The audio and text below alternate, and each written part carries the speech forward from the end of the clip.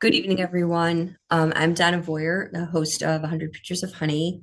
And I'm very excited that tonight we have five readers for you to start off the new year. What better way to start the new year than with lots and lots of poems? I just wanted to, before we begin, really quickly, if you have been following the series, which has been monthly for 3 years, this year the series is going to be quarterly. Um, for lots of reasons. But one of them is that we're launching, along with my co-editor Rachel Bunting, a brand new journal next Monday and opening for submissions on February 1st. So that's one of the reasons that I will be cutting down on the readings just a little bit. We hope to see work from all of you coming into the queue, and I know that will be very exciting for us. But tonight is about these five fabulous writers here. Um, I'm going to give a brief introduction to each poet. I will be putting their formal bios and links to purchase their books in the chat. And I hope that if you like what you hear, which I know that you will support these poets by buying their books or asking for them at your local library if you can't afford to buy them yourselves. It's a really great way to support small press poets, particularly who don't get their books in stores or places where people can just run into them. So we're going to begin. And tonight's first reader is going to be Melissa Eleftherion. Did I say it correctly? I hope. Yes. Okay. Melissa has been creating really evocative work for a long time. I've been following her online for a long time. Um, and their language is often grounded in science and the natural world and presented in really sound-rich landscapes that render the usual into magic. There's a really unique sound to her poems that I love. And their newest book, God or Rainbows, uses the language of rocks and minerals to explore the lives of girls and women and their traumas, as well as the Earth's. So without further ado, Melissa. Thank you so much, Donna, for that introduction. And thank you all for being here. And thank you also to Donna for hosting and for inviting us all to read. I'm really excited to read alongside you all. And I've been following some of your work online for a long time now. And so it'll be great to be able to read together. So as Donna mentioned, I had a new book come out, Gutter Rainbows, in August 2024.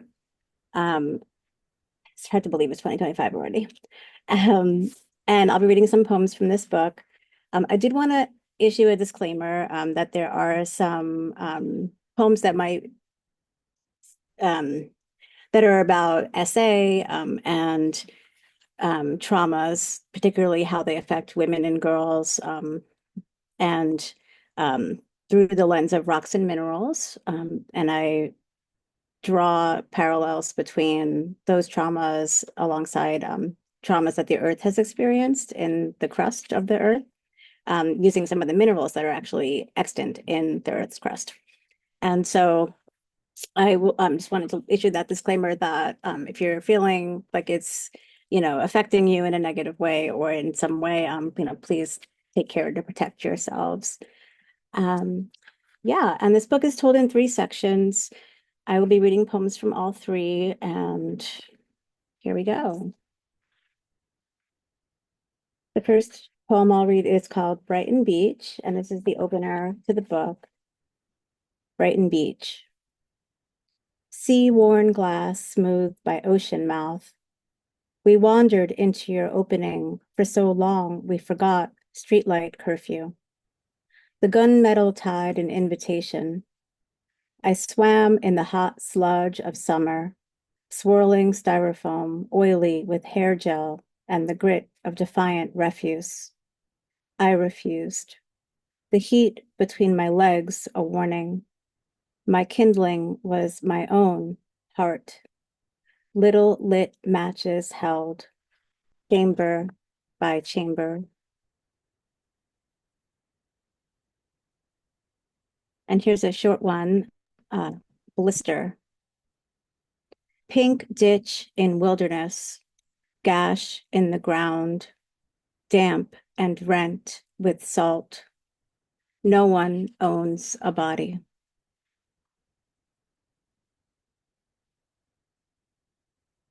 Preteen ditch.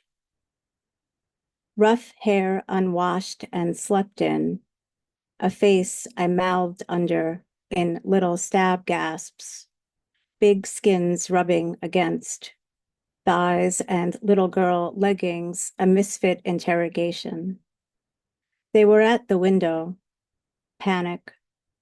In a crescendo of flapping, I crossed the street, mouths hung open, lemon yellow laughter, the eye of taking it like a meat girl.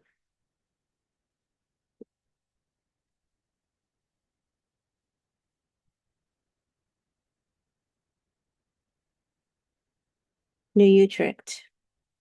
And I should say, New Utrecht is the name of the high school I attended in Brooklyn, where I grew up.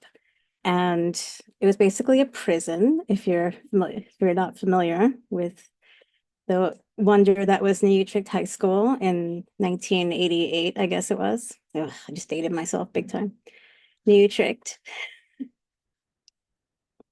The fire was, and so I slept with it. Tying my white tee up in the summer heat, I bounced to the sidewalk, to my boyfriend's fist. You're not a guy. It's different. Girls have to wear shirts. The vertigo. Why this kind of fire? I was myself until I was a self being myself. Avoid self, fill the boyfriend whole. The eye I tucked and tucked. Do I really have to use a condom? He stole in and astride my sleeping cadavered torso. In slumber, I called to I. Murmurs, warm, murmurs, force. I came up to the knife, flipped his angry purpled body beneath mine, and taunted his freckles with the blade.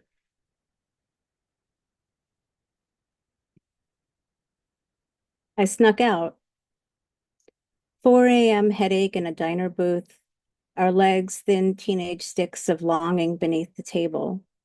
We smoked and drank burnt coffee in chipped white ceramic mugs, our ashes tipping over the tinfoil ashtray, crying and laughing into our disco fries.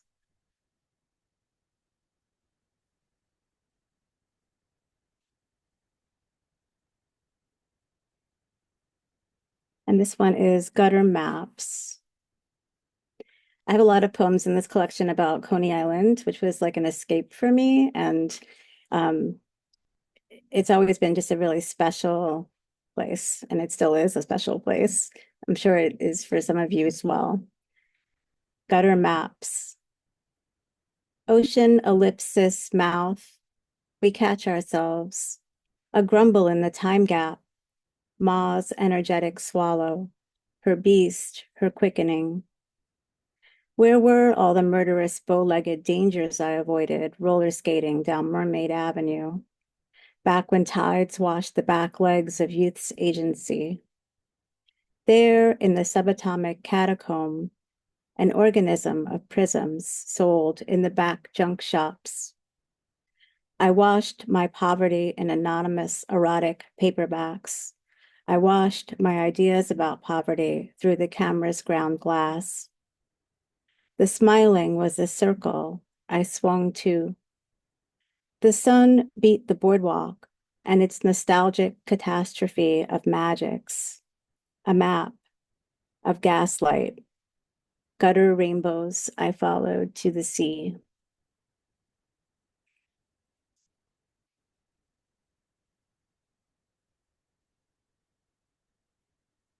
This one is Ammonite Sonnet. The Ammonite and index of sutures. I got tired of cataloging them, hermetically sealing little traumas, afraid they'd get to know one another, go boom, little mother catastrophes. Instead, I smashed little rocks to bits in a ditch, each shard a memory released pressure. From stomach, the common burial ground, the cavity of accumulation, each little box coated in dust and feelings, each glass stone chamber not really secret.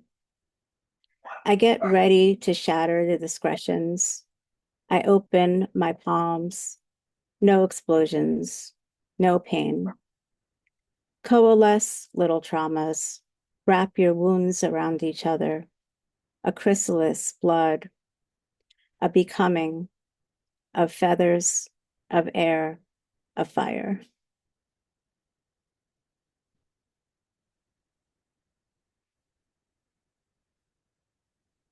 And it's towards the end of the book that I start delving further and further into the rocks and minerals themselves. And um, there are a lot of persona poems towards the end. This is one of them. Arostibite is the title. It's a mineral. I don't remember more, but at the moment. Um, but this is the personification that I had from using some of the language of the characteristics of the mineral itself, from a nerdy amount of research that I do on the minerals. And so this is arostibite. I'm not radioactive. There's a horizon over my grimace, lead gray, no gammas, protuberant teeth. The sonogram catches my gravity. Diploidal, I'm a star symbol, a fracture among the shimmer. My crystal system, two TIE fighters on the wind, a metallic streak. AU, get off my diaphaneity. What I lack in sulfur, I make up in cell dimension. 666, mark of the beast. Good luck getting at my cleavage.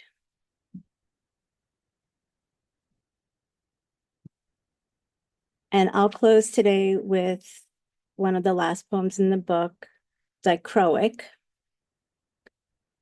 Dichroic is a blending of different colors of the spectrum coming together. Dichroic. Her story is my story, is your story. The axes we intersect, collide, ruminate, devise. The branches we extend to heartache, to the larynx, to the mouth. Humans in our filth and consequence, partially digested morals and transformative butt yoga. We allied in flesh and rattles, a kindred of sextants making sense of pecuniary disease, a systemic longing for connections when criminal justice is criminal warfare, and we are all under this rock, heaving against it with our might intact and our eyes xanthic with exhaustion. We are in this radial of desire, we dichroic points and light. When we turn together, and that's where we're going. Thank you. Wow, just beautiful. When we turn together. Such a beautiful way to end that reading. Gorgeous, gorgeous. Get your hands on that book for sure.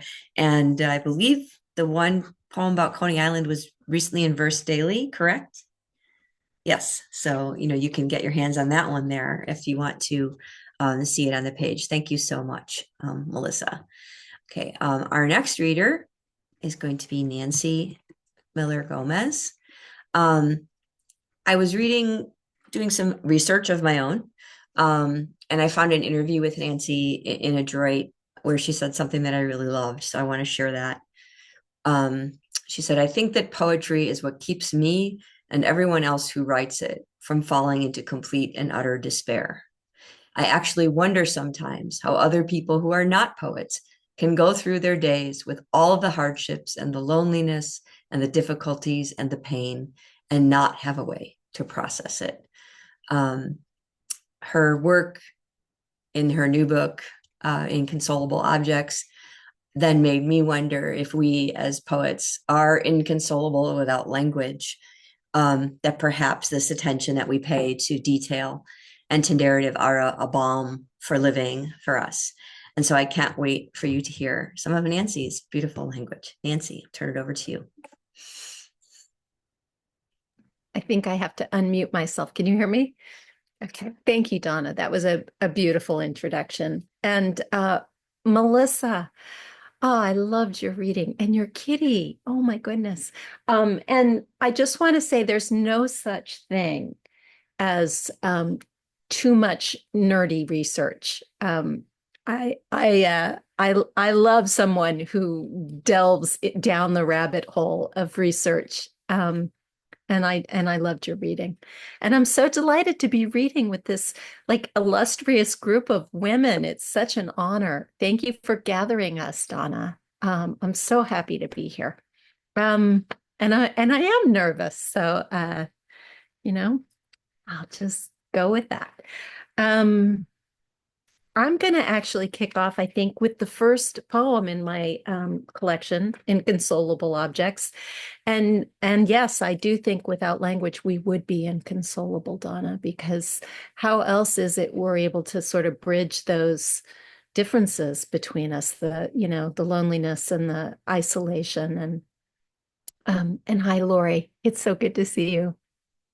Um, but I'm going to share with you a photograph first. So this is I'm going to read you the first poem in my collection, and it's called Snapshot. And it is actually based on a real snapshot. Can you all see that? Yeah, so that's me in first grade. That's my first grade picture. And as you can see, I'm very unhappy for a number of reasons. The first reason is that my mother made me wear a dress that I absolutely, utterly hated. And I'm older, so I grew up in the times when girls actually had to wear dresses to school. So insane to me that, that was a thing. Um, and that particular dress I hated most of all because it was like ruched. And so it was tight on me and I was so uncomfortable and miserable. And I had given myself a haircut and my mother had tried to fix it. And then she, pushed me out the door to go get my picture taken. And this strange man who I didn't like, was telling me, insisting that I smile at him. And I went through a period of years, actually, I'm still sort of like this, where I didn't know how to smile unless I wanted to smile. I didn't know how to fake a smile. So if somebody, and especially, how it is when men tell you to smile, if somebody told me to smile, the best I could do was like force a grimace across my face, or my fake smile did not pass muster. Anyway, this is a poem about that. And I'm still that person. And I still don't know how to fake a smile. And people often say to me, but you smile so much. And it's like, well, if I'm smiling, it's because I'm actually really smiling. You will know when I'm not happy. I won't smile. This is called Snapshot, based on that picture. I was a hand grenade of a girl, vacuum packed into a dress that bound my body like a bandage, staunching a wound. My arms were cinched in tourniquets of tulle, my throat choked in a rage of lace. I'd hacked my hair into chaos, kept it ragged and short, kept my fists clenched in the fuselage of my lap. My eyes, two foxholes, no light escaped.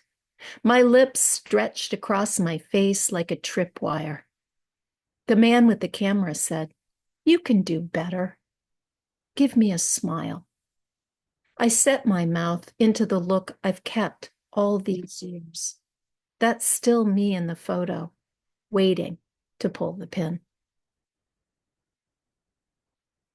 So I'm going to move into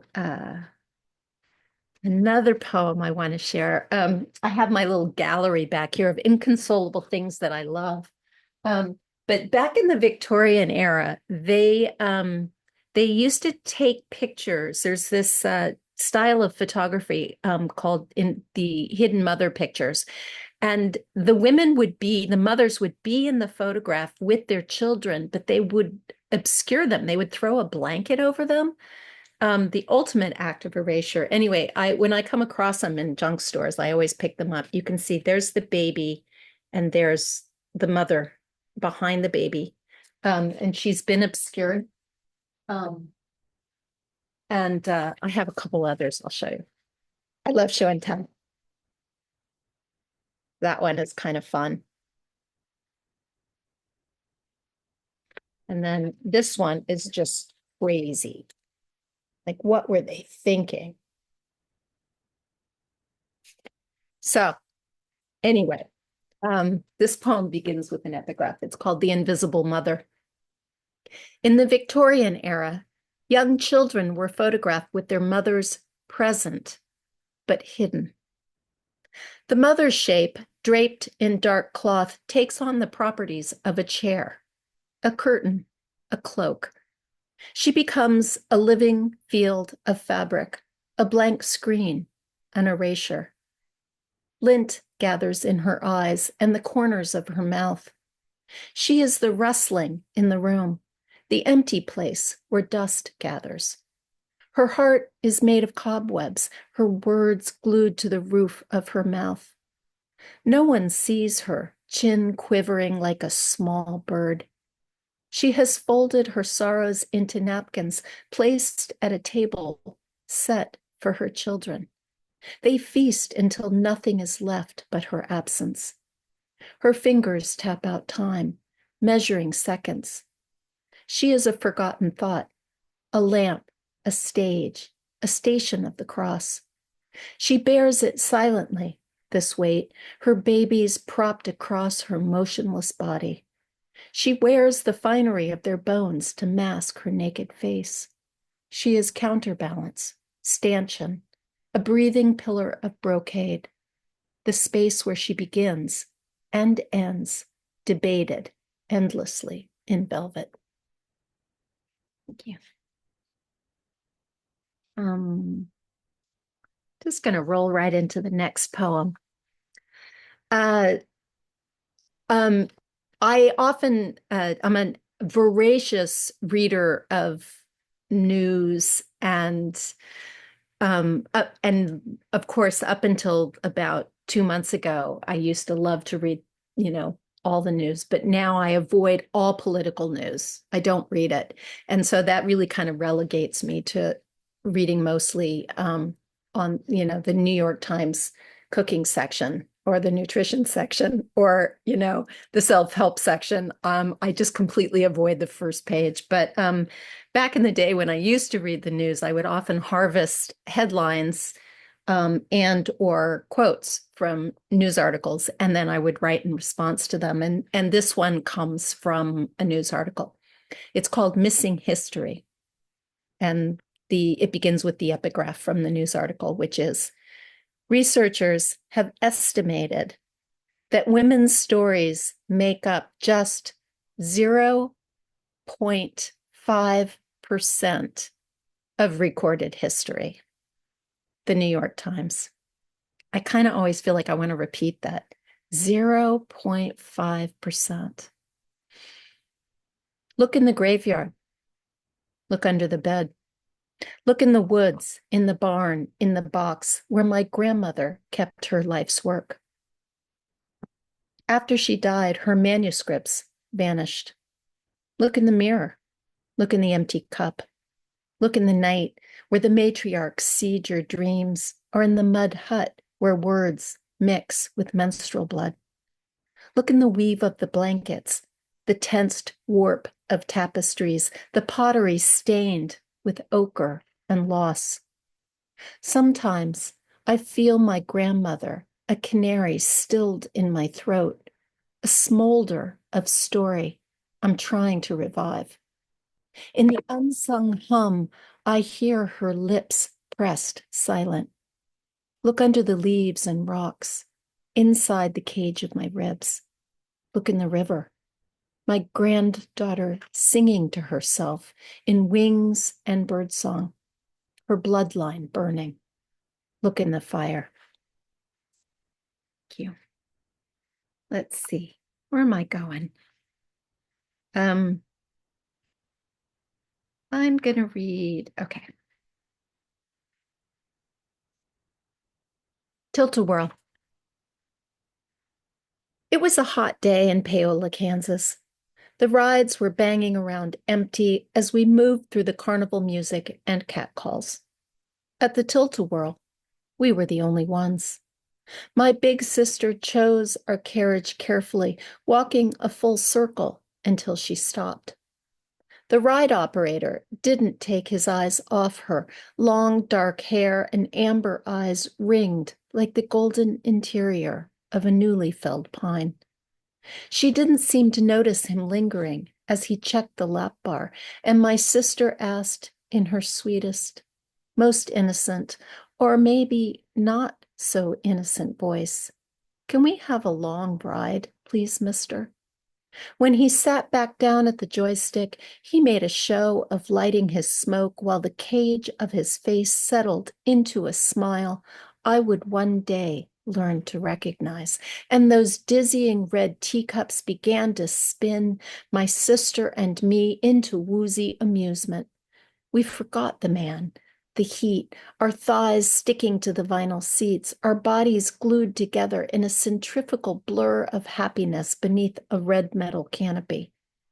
As we picked up speed and started to laugh, our heads thrown back, mouths open, the fabric of my sister's shirt clinging to the swinging globes of her breasts as we went faster and faster, though by then we had begun to scream, "Stop!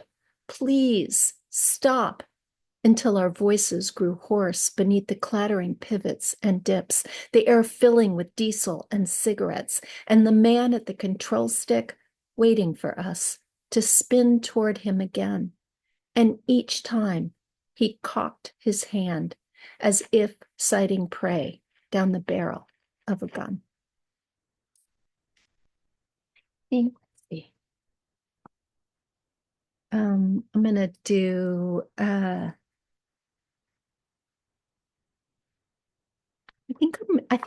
I'm gonna close with a short poem and pass it along. So this is called Why I Tie My Hair to Trees, and it's the last poem in my collection. Why I tie my hair to trees. Thick black handfuls gathered from the comb. I carried the nest of it outside to drape on a low-hanging branch of the oak. Later, when I look, it's gone, carried off by wind or birds. I like to imagine it as home for song sparrows. The strands woven into the twigs and leaves are collected by wood rats along with cobwebs and cloth and buried in the woodpile. A piece of me nestled into the lives of these creatures. Or maybe blown into the trees, tangled in the lacy crown of the hemlock. At night, when the outlines of familiar objects run into the dark, I like to think there is a part of me that isn't afraid. One slender curl shining in the moonlight. Thank you so much. Thank you, Nancy. Beautiful. Yeah, what a title on that last poem. It's really, I really love the way this book kind of encompasses so many topics under the umbrella of inconsolable objects. So I hope that other people get a chance to read it. And our next reader is Ellen. Forgive me because I didn't ask you how to say your last name. It's Ellen Kombiyil. Kombiyil. Very Kombiyil. close. I was close. Okay. We're close. I really had fun like preparing for this reading. I like to learn about the process a little bit for the people who are reading. And so I was doing again some research and found an interview with Ellen in Spry, which is a literary journal that I love and used to read for years and years ago. And Ellen said in this interview, if you are writing honestly, nothing gets left off the page. You stand in your own fire and speak from it. When I'm writing a new poem, it's always from a place of wonder. I'm attempting to write about something that I don't have the words for, that normal language bumps up against and clangs around with, showing its incompetence. And I just love that image of the reason we write being because because we don't have words is the reason that we write poems. So that's like the beginning of the Gilbert poem that this series is named after, right? How impossible is that, or how I'm going to forget it now, but how language can mean and how it does not quite reminds me of that. So I apologize because I'm like, got people coming in the room and I'm trying to do two things right now. But Ellen's work, also Ellen also has a new book out, which I can't wait for you to hear from. So I'm just gonna pass it over to Ellen and let her read while I try and take care of some other little doodads here, people coming in the room. And Ellen, here you go. Thank you so much. Wow, that's a blast from the past, the Spry interview. That was from a long time ago. Thank you, because I don't remember I don't remember that, but it's nice to hear your words like back to you. Really nice. This is an amazing reading. Thank you so much for bringing us together, Donna. I feel like all of our work is in conversation, and I don't know if you planned that, but it's like I'm just hearing these incredible poets, and I'm like, oh my gosh, like I'm so happy to be reading with you. So my book that came out in the fall is called Love as Invasive Species, and it also is very interested in the lives of daughters, women, lost stories. I can't believe what the quote that you read, Nancy. I mean, it's like, right, we know this, but the number is shocking of how much um actually encompasses like the stories available to us. And these are about the women in my matrilineal line and their lost stories and trying to make sense of like repeated patterns that because the stories are lost, like harmful patterns that would just keep reappearing. And so from that, I ended up writing a bunch of poems that were in conversation to each other, and the book ended up becoming a book that responded to itself. So it's a front and back book. It has two beginnings. And the two sides, it's like you flip it over like an album. Side A and side B, the poems mirror and respond to each other in the same order. And then they meet in the middle. And two poems have the same title and they meet in the middle. And then you would turn the book around and read it back outwards. And it's sort of for me, like the idea of making this book do that was because I'm trying to make sense of these stories that have gotten lost, but it becomes like a labyrinth almost. There is no beginning, there is no end. Um, so I'm going to do something this reading that I haven't done before, and I'm going to like kind of do the hopscotch thing. I'm going to read the first like six poems, and you can just sort of see how they're sort of responding. Some of the poems share the same exact title, and some of them they just have like shadow titles. So a title that could work for both, but they have separate titles. You'll see when I read. Okay, so the first poem, and the book is dedicated to daughters. It's just called For Daughters. The first poem is called Prayer. Daughter, if I forget to teach you to hunger, to sup as I did, ice chips in the lawless 4 a.m. labor, awake with foot kick and elbow scrape, the body's rhythmic snoozing, then follow this dull ache that insists the body open. Here, at the length of a vein, from navel's hollow to how low the azalea bloom, your propulsion into the expectant room. Oh, to hold or be held, to unspool like loose thread, the hospital gown spilling behind you, how far it must stretch. Unraveling when you climb the steps, press your fingers to check the spider plant's thirst until the garment gives out, and who knows when. Oh, to block print in felt tip on the bracelet circling your wrist. Hello, my name is. And then if I flip it over and start with the first poem on side B, it is also called Prayer, and it's also for my daughter. Prayer. Daughter, you filled a shoebox with dead wasps, leaf blankets, cut needles shot from pine, painted the cardboard black to keep the light inside. It was a good day. An ice cube tray full and cracked and split, the water shaped to hold in our mouths. There was no treasure. Cool liquid slid down our throats in the garden. I quizzed you for your biology final, all alveoli and exchange of oxygen. Tomato plants hummed, fledglings squawked for their mama's return, and the sun blazed dewdrops to extinction. World spinning through dark and dark itself spinning, yes, spiraling through the void, future world with both of us gone, that from a distance shone like a star. Science, do not forsake us. Pretend dying won't be inglorious and hard, that will reflect light like gowns, sequined and glittering, various and continual, shouting out over time our urgent, unimpeded burning.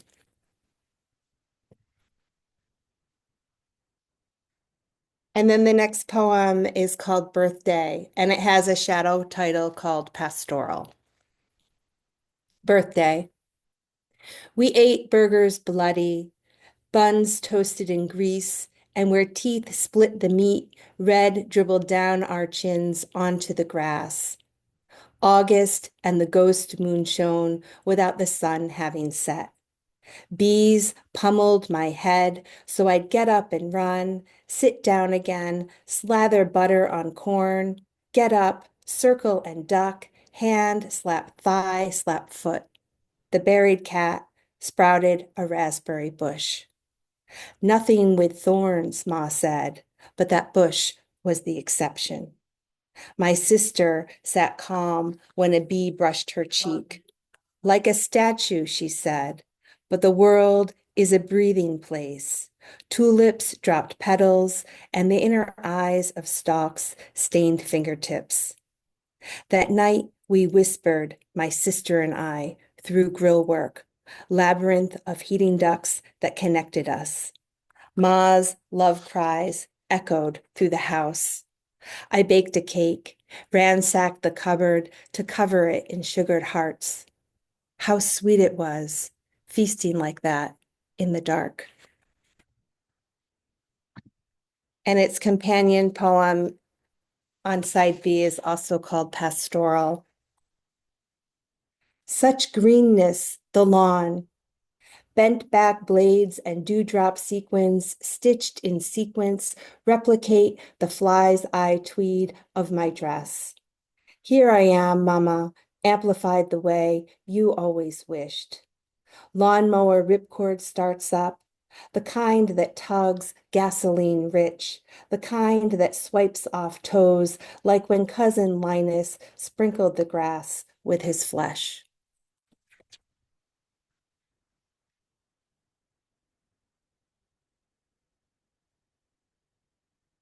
Love song with contradictions. What were you listening to, great grandma, down at the lake that Saturday night when you felt you couldn't breathe?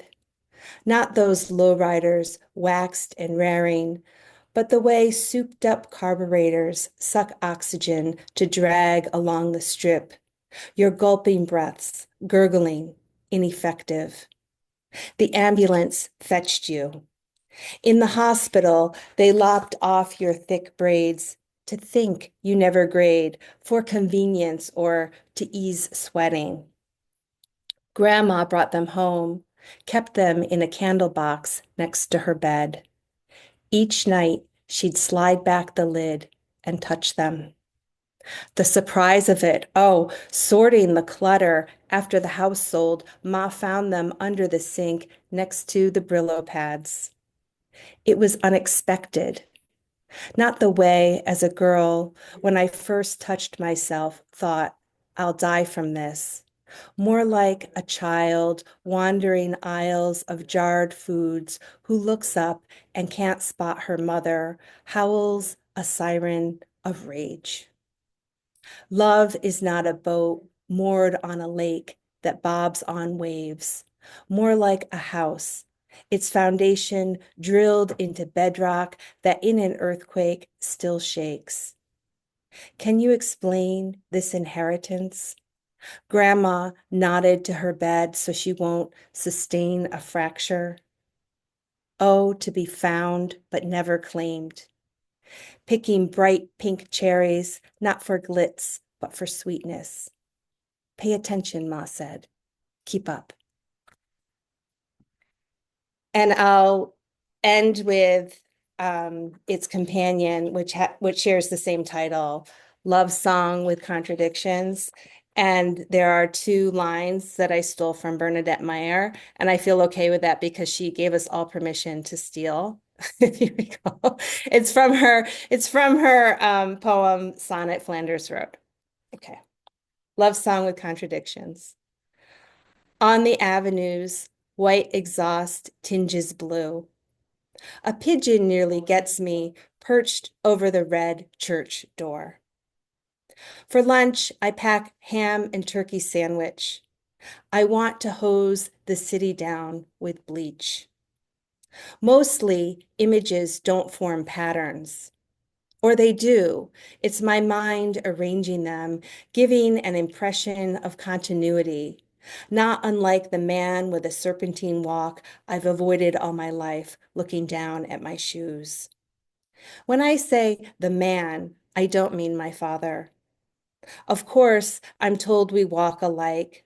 From behind, we have the same stooped cadence, arches collapsed, soles worn on a slant. Is that him that just passed? I don't like cooking dinner. I get bored listening to my husband's yakety yak. I have to send my meeting notes in the morning, he says. I stir fry the tofu, get distracted by the inner turmoil of paying rent and what it means to be a good person. In another place, or through window tint, it appears to be raining on asphalt. Storm pipes branch beneath swarming feet. We weave around each other like flamingos on takeoff or just before dancing, each of us moving in unison, a dot on the GPS. Little dot, move left. Little dot, don't move, just blink in vertical space, going up the office escalator, toting coffee in a paper cup. Little dot, plugged with earbuds. Riding backwards on trains, we're time lapsed, or we flicker like flamingos mating in the infrared, each orange splotch with a yellow heart pulsing at once, above, below. It's easier for love to have a million neighbors, seems a breezy thing to say, appropriate, not slutty, our mouths sucking frenzy. Yet, like zebrafish, we zag in blue swaths, flashing eyes, lacing fins. In fact, yes, I'm avoiding the text, just in from my landlord asking, where is the rent? Thank you so much. This has been such a pleasure. Thank you, Ellen. Wow, this night has been incredible so far. No exception there. I am just so intrigued and enamored with this organizational structure, and how you manage to mirror the images or the feelings without repeating the content. It's a feat. Really exciting to hear the poems read in that way. But we're going to move along because we have 5 readers tonight. Our next reader is Topaz Winters. I first encountered Topaz as the editor of Half Mystic Journal and Press, and have always been impressed by the breadth of her work, across genres and how much she has accomplished in such a short time. And there's a clarity and a precision and sometimes playfulness in the language of her poems that I really love. And in an interview I found with her online, She said, I'm drawn to fun as a form of rigorous and necessary creative work, which made me so happy. And right now, character and persona poetry are useful openings to such joy. And I think that is like a really important thing for me to write about. There's so little joy sometimes in the world, and there's so little joy sometimes in poems, that I think writing about joy is really important. And I know that you are going to be filled with joy because now you get to hear some poems from Topaz. I'll turn it over to you. Thank you, Donna. Wow, those are tough acts to follow. You guys are incredible. And I'm so honored to be part of this lineup. I love what Ellen said earlier about all of our work sort of being in conversation with each other. I wish I could give you more fun tonight, but unfortunately, I am going to open with a deeply depressing poem um, because I think a lot of my uh, current work is really focused on that sort of idea of play. But I think in order to get there, I had to process a lot of anger and a lot of illness and a lot of grief. And I'm also really drawn to sort of revisiting that as a reminder of what we've all survived. This is an old one. It's from my book, Portrait of My Body as a Crime I'm Still Committing. It's called Trigger. The end begins with target practice, me and how I always forget to keep track of your hands. Sudden metal to my chest, finger on the trigger, and your eyes, God, your eyes. Question that I would die before answering, and your finger on the trigger, and it's not a metaphor, it's not hypothetical. So if I must, I'll admit it now, with the barrel of a gun, the only confessional. Yes, I love the girl. I love the girl matchstick and gasoline, something horrifying, something holy, something on my back and shotgun to my chest. And yes, I love the girl like every reason to bleed into the ground.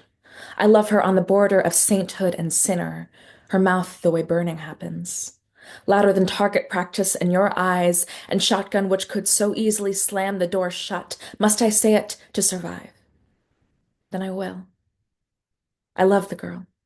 I love her like bitter wine. I love her like dead things eat their way to the sky. If I must say it, I'll say it like emergency exit, like dismemberment. Yes, I love the girl. I love her like luminous death trap anglerfish in the dark. I love her like shotgun to my chest, already on the way to unknowing. Yes, I love the girl. I love her marrow deep and wondrous, the body in hiding from its own fury. I love the girl with your finger on the trigger and your eyes, nothing in the universe gentler than this. What are you waiting for? There is no more to give. I love the girl. Can I not have this soft thing too? On my back and shotgun to my chest and question on your lips and no more words to hear, so pull the trigger. I love the girl. I love the girl. Go on. I dare you. Finger kissing metal. I love the girl. Pull the trigger. I love the girl. You are so close to something. I love the girl. There is no place quieter than here. I love the girl. I love the girl. Go on. I dare you. Pull the trigger.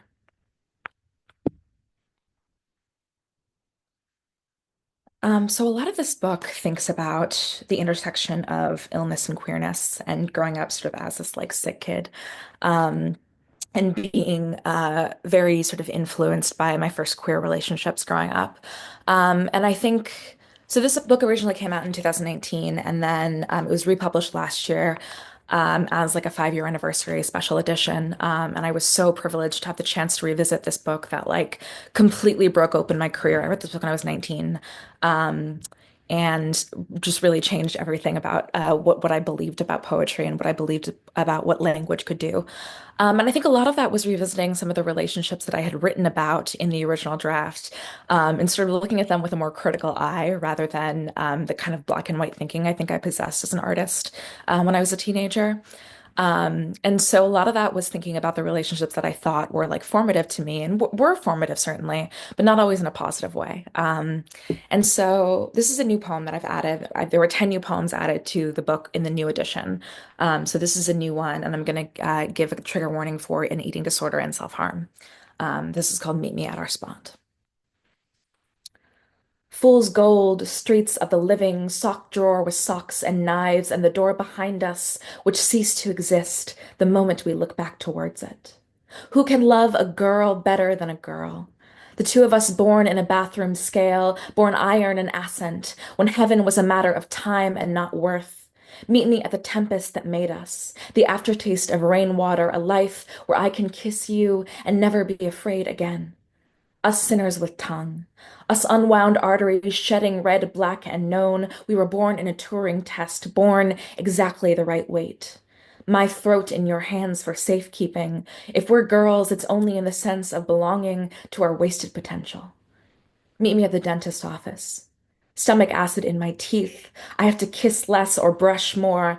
Meet me diet pills, utilitarianism. We were born with our eyes wide open, loveless and straining, knew exactly what we were getting ourselves into. Meet me 10 pounds lighter, race the razor to my wrist. Some deaths are entirely accidental.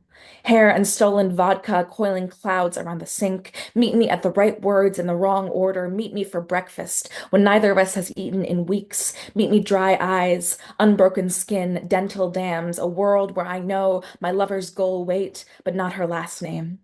Wherever we run, the trees bow to meet us, murmur their green and uncomplicated secrets. Forgive me. I said bow, but meant vow. Forgot the distance between prayer and promise. When hunger pangs turn guillotine, I hold your hand and walk backward into this act of faith, nudging my milk teeth out of their sockets at 6 years old, the first time in my life I ever bled on purpose. Okay, I'm trying to figure out what I said I was going to read tonight. So this is my other book. It's called So Stranger. It came out in 2022. The dedication to this book reads, for my father and the mistakes that he's made.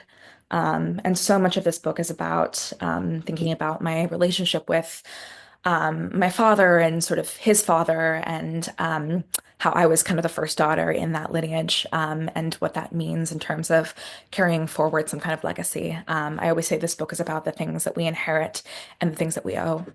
And I was very proud when I wrote this book because I was like, wow, finally I've written a book that's not about illness. How exciting. And then I sent the book to my editor at Button Poetry, Josh Bennett, who's brilliant, and I respect him so much. And on our first editing call, the first thing he said to me was, I think this is trying to be a book about illness. I was so angry because I was like, no, Josh, this is my book that is not illness related. And of course he was right because he's Josh Bennett. He's always right. Um, and so when I was thinking about how illness sort of played into the story of this book, I kept coming back to a diagnosis that my father and I share, that I didn't really want to write about particularly in this book, because I didn't really think it had the same relevance, I think, to the story I was trying to tell. Um, and when I wrote this next poem that I'm about to read you, I realized how wrong that was and how important that story of illness was to examining and excavating the story of my relationship with my father and with that lineage. This is also a book about the American dream and about the fact that I'm a first generation American, and I moved to the US and was sort of promised all these things about America, and didn't really see the results of that. Or I did see the results, but in a very different way than I expected. This is a poem called Relapse. America says, I am disappointed in you, and I say, join the damn club. I pick up the phone mostly because it's raining. And my father says, how come you never call me anymore? And I say, how come you never take your meds? Which we both know is avoiding the question. But at least the next morning, my mother tells me he has taken his meds. America says, I expected better of you. And I say, great, that makes one of us. My father and I don't fight over the phone, which means we don't talk over the phone. Apparently, the parenting books say it's supposed to get better when the kid moves out, and I am nothing if not a rule breaker. My father says you can be anything you want, but you can't expect to live off it. America says you can be anything you want, but you can't expect to live. My father is an immigrant, which means he walked out of America's mouth, not into it. I'm a daughter, which means every drop of rain on my head is saliva from an animal only as hungry as it is hopeful. And why else am I here, really, except to keep my father from relapse? To keep his body awake from 3 oceans away. America says you are full of wasted potential, and I say, at least I take my meds every day. My father says, I miss you. Call me back. And I say, not every sickness is hereditary, but more than you might think. I'm told it was raining when I was born, but when I try to imagine it, I can only see teeth. An animal groaning in its sleep, jaws wet and closed, unswallowed pills, the September sky weak with distance. I was born in America. I'll remember it into reality. I imagine I was born perfectly healthy. I imagine my father told me that he loved me, and for once in my life, I imagine I believed him.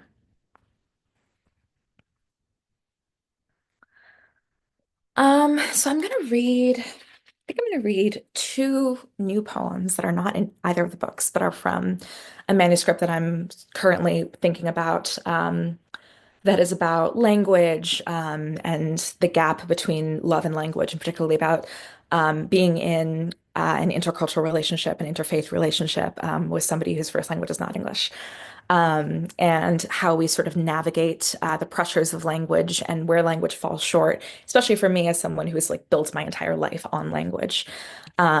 So I think the first one I'm going to read to you is actually I'm going to read a grief poem first, and then I think I'll read the language poem. This is from my friend Anthony Thomas Lombardi, who has a book coming out this year, I think, with Yes Yes Books. He's brilliant. But Tony has this really funny thing he always says. I actually also met Tony through Half Mystic, similarly to the way I met Donna. And we ended up meeting for the first time in Brooklyn and immediately hit it off and became really good friends. And he says something all the time that infuriates me because it's so true. And he always says there are no coincidences. So this is a poem for Tony and a poem for my grandmother.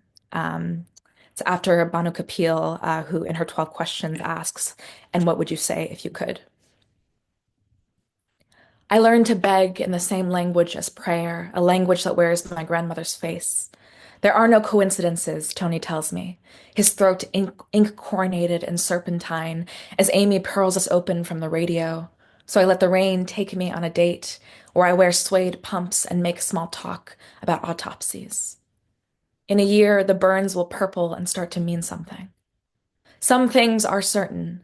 Silken dust gathered over silver, Tony's fourth espresso of the night, Amy crooning ransom-tongued about love's quick ruin.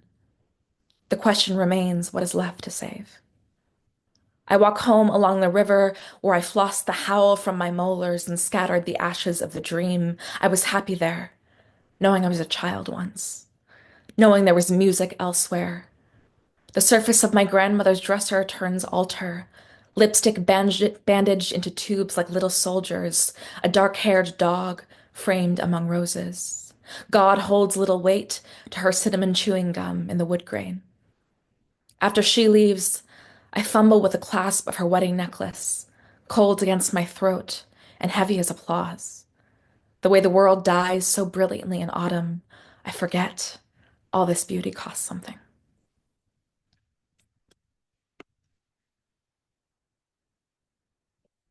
And I'm going to read one more for you.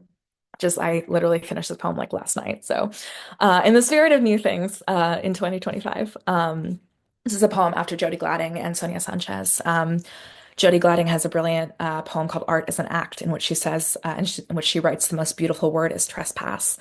And Sonia Sanchez has a haiku called Haiku, where she writes, loving you is a long river running. Both of these are poems that my partner and I speak about a lot and exchange a lot and quote back to each other a lot. So I thought they were fitting for this poem. This is Ode to Our Language Barrier after Jody Gladding and Sonia Sanchez. My whole life I was hard to love, and then you showed up and asked what precarious means. Said implicate when you meant imply, and suddenly I was afraid to die. Suddenly every poem I ever loved led me to your kitchen, where you croon the wrong lyrics into a wooden spatula, apple-bottom jeans, boots for the birds, where I understand for the first time why the most beautiful word is trespass. You said I love you for the first time in 4 languages, as if any words mattered but the sound of your lashes falling shut. The way you cradle my head in the back of the taxi so I don't wake up at the speed bumps, kneel to tie my shoelaces in the middle of the sidewalk. You answer the questions I once asked of grammar, of distance. The words writhing, then faltering. You've never met the rain that raised me, and yet you poach the slang from my lips, wear it out like puddle-stained leather, never hearing exactly what I'm saying, my water cascading between your careless fingers like the years and accents we killed to make it to this bed, where I reach through the dark, touch your throat as it moves around the fragile beast of my name. Loving you is a long river running. How we lock eyes from opposite shores, dip our palms into the current, and drink. Thank you so much for having me, friends. Goodness, thank you. Beautiful, beautiful. Those new poems are amazing. So I can't wait to see where those go and to hear more from you. Lovely. We are, it seems to have gone by so quickly, but we are at our last reader. And I was saying earlier, it was my fault because I forgot to ask people about pronunciations, which I almost always do. So Wendy, is it Wisner or Wisner? Wisner. Honestly, it doesn't matter. Wisner is good. Wisner is fine. Okay. I think any- But Wendy is our last reader. And again, I'm in the kind of keeping this process theme going, because I think I've seen links between some things you've all said online as well. In an interview with Nancy Reddy on her Substack, Wendy addressed the unique challenges of writing and motherhood. And so I was very interested in this interview, having, written, most, started to write when I was the mother of a young child and knowing all those challenges. And in the interview, when Wendy said, I have so many conditions that need to be created for me to write. And she talks about how she needs quiet and she needs space. But what hasn't changed is the drive to make poems. Poems for me usually start with a few words or a phrase in my head and then a drive to make something with them. I still hear the words. I still feel the pull. I still feel like my life doesn't really mean anything unless I make art of it. And whether it's motherhood or your day job or whatever else is happening in your life, I think we all go through those phases where we hear the words, we feel the pull. And even if we don't have the moment to get to them, that we will get to them. And with your collection, The New Life, you certainly have done that. So I can't wait for everyone to hear your poems. Wendy. Thank you so much, Donna. I'm just so happy to be here, and thank you all for sticking around. It was a long evening, and but I mean, I was captivated the whole time. I was really blown away by all of you, and it really just felt like a very comfort to me this past week. It's just like, I don't know what's going on this week, and it's just dark and cold outside, and next week the whatever that person is going to be in Nog. I mean, so this is just like a special break and a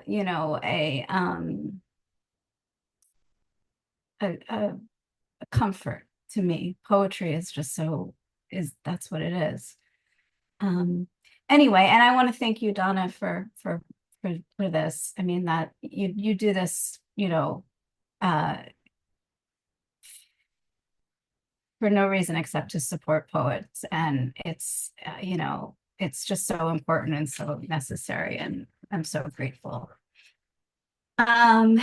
So this is my book, and as I was sort of selecting the poems, for some reason I started picking poems that had hunger in them and food and desire. So I don't usually do that, but that was like, and here's another one. So that's it's like the theme here. So I'm gonna just start reading. The first poem, I'm just gonna give some context. I worked for a couple of years as a lactation consultant, and this poem is based on some of those experiences. And there's also for this first poem a trigger warning because it's a child's death is in it. And so this is called Milk. We sit on the bed. She lifts her shirt, skin ashen and damp, stomach concave. She hasn't eaten in days, but there's milk. She squeezes it out like I showed her when her daughter was alive. Fat, glistening drops. Am I doing it right? She asks. If milk is coming out, you're doing it right. It's what I said when her daughter was here, her warm, sleepy cheek against her mother's breasts while we hand expressed milk into her tiny mouth. As I'm leaving, she fingers the red threads of an Elmo doll lying on the coffee table among baby pictures and glasses of water. I tell her I remember how her daughter loved Elmo. She asks if I would like a sandwich. She says, we have so much food. This next one is called Breadcrumbs. My sister couldn't sleep. At our father's house, away from our mother, I tried to help. I was a child. I told her the story of the children lost in a forest without their parents, the trail of breadcrumbs, the oven. I was a child. I was tired, but I couldn't sleep with the closet light on. Inside the closet, the forest, the children looking for their parents. The sky outside our bedroom window lit with breadcrumbs. My sister lay awake. In the dark, she could see everything. Okay. The next one is called Hunger. Find it. Okay.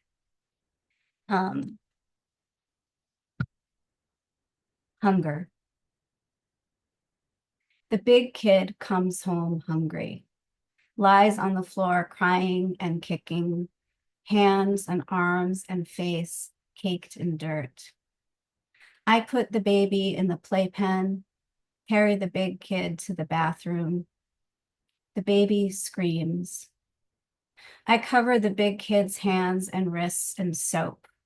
I massage it in, scoop up the water, watch it drip slowly down.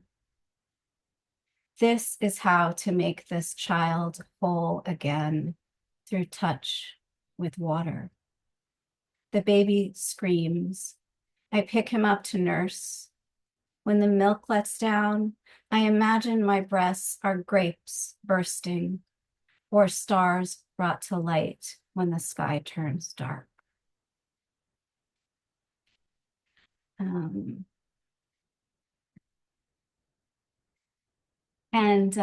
This is called Nightscape. I lie naked on the carpet, the children asleep in the bedroom. My husband wants to make love to me. He's beautiful, golden hair, sloped back. I'm tired. 35 years of wanting, having, losing. The sunflower does its job, pressing against the window pane. Night is long and arduous. Tonight, I'll have nightmares about leaving my children home alone. The roads will turn to water as I run to them. In the dream, the baby doesn't cry for milk. He sleeps on top of the 6-year-old who reassures me on the phone, all is well. How I would like to believe. I am a well of patience. I well with tears. I am rescued from the well. My well runneth. Enter me. Let's see. The next one I'm going to read is like in sections. So I think I'll just pause between the sections. It doesn't have numbers and I don't want to. So I think you'll get when it's a new section. This is called A Week of Zen. I lie in the dark, trying to meditate. Every 2 minutes, the baby flails against me. Every 5 minutes, the bell chimes. Last night, you and I making love in the hallway, the children in our bed. I took all of you into my body, swallowing the children. While he naps, I dream about sex, laundry, sock lint on our older kids' sheets. Outside, it smells like ocean, acid rain, maple syrup, breast milk, like the whole sky is saturated in milk, semen, blood, his, mine, his, mine, his. Sometimes I felt like a vessel, sometimes a glass slowly filling with sand, with salt from the ocean.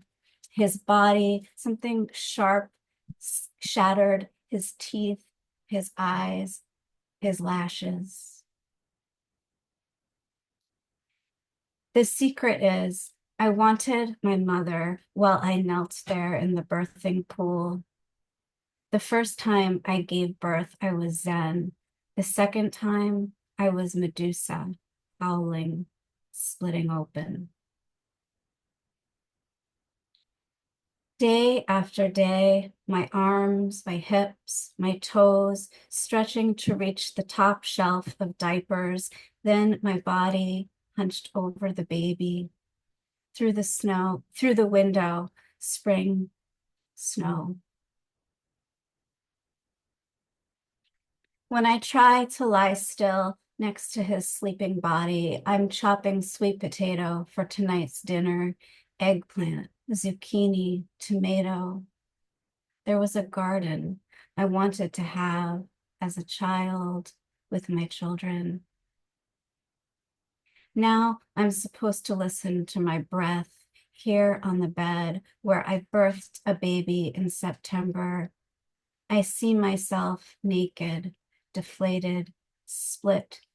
How perfectly, terribly open I was. Okay, I'm gonna read, I think, one or two more, and then we'll be it. Okay, this is midlife. This is midlife too, but midlife.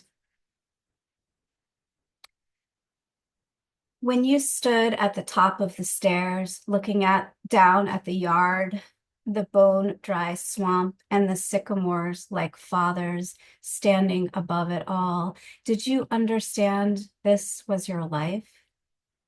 Was that the sun licking your shoulders? Did it feel like sex or love? Did you know it was your heart wildly beating and it would always be this way? The black-eyed Susans nodding their spider eyes, the morning glories clamping their terrible mouths shut as you opened the door and went inside. This is going to be the last one. Shedding. Today, I stood under the kitchen archway and stepped into my new body. Pasta was on the stove, a cold Tupperware of string beans on the counter, but I knew I would never be the same. The way I'm certain the magnolia down the block has lost all its petals. I haven't checked in days, but I'm convinced tomorrow when I take my son to the bus stop, I'll see them splashed on the sidewalk. What I'm trying to say is sometimes your old skin falls breathlessly off your body in late April as you slice a cucumber into half moons for your child, and you just stand there and let it. That's it. Thank you again. Thank you all. Well, thank you so much, Wendy. Thank all 5 of you for your beautiful work. Such wonderful poems about what it means to be human, but especially human as a woman. Really, really beautiful work. No, I did not particularly plan that all of your work was going to mesh so well together, but somehow it always seems to happen, that it does. And I'm so, so happy. And thank you so much to our audience. I know this was a little longer than we usually go with 5 readers, and we're so, so happy that you are here. Before I stop the recording, I just remind everybody that if you know anybody that missed this amazing night and would like to see it, it will be on YouTube probably by tomorrow.